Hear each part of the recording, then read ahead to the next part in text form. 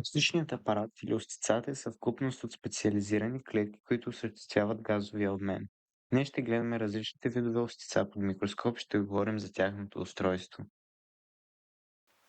Преди да започна да говоря за устройство, първо ще направя препарат, който да изследваме под микроскоп. Започваме като отделим долния епидермис от листа. Защо долния ще обясня по-късно. За целта трябва да скъсаме листото по ъгъл.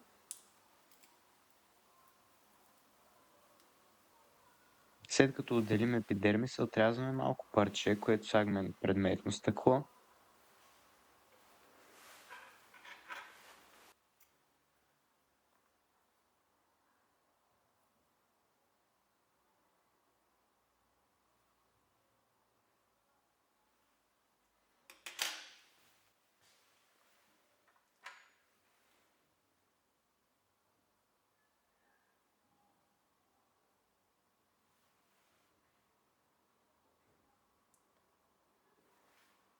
Капваме капка вода и покриваме с покривно стъкло.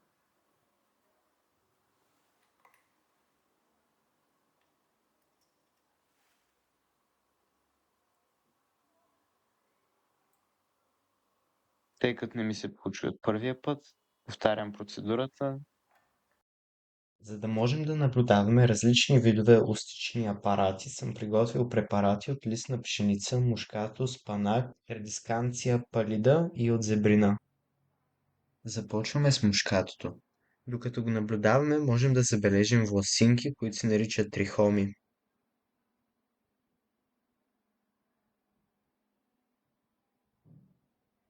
Продължаваме с пшеницата. Интересен факт за нея е, че сред първите житни растения, които хората са култивирали. В България се отглеждат предимно два вида пшеница. Това е с зимната пшеница и твърдата пшеница. Продължаваме с панака. Интересен факт за него е, че по време на средновековието от него са извличали зеления пигмент хлорофил, с който са рисували.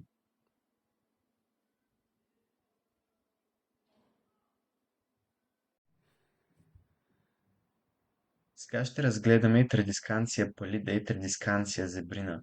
Те са изключително добър избор за стайно растение, тъй като пречистват много добре въздуха и освен това в тях има антиоксиданти и вещества с противовъзпалително действие.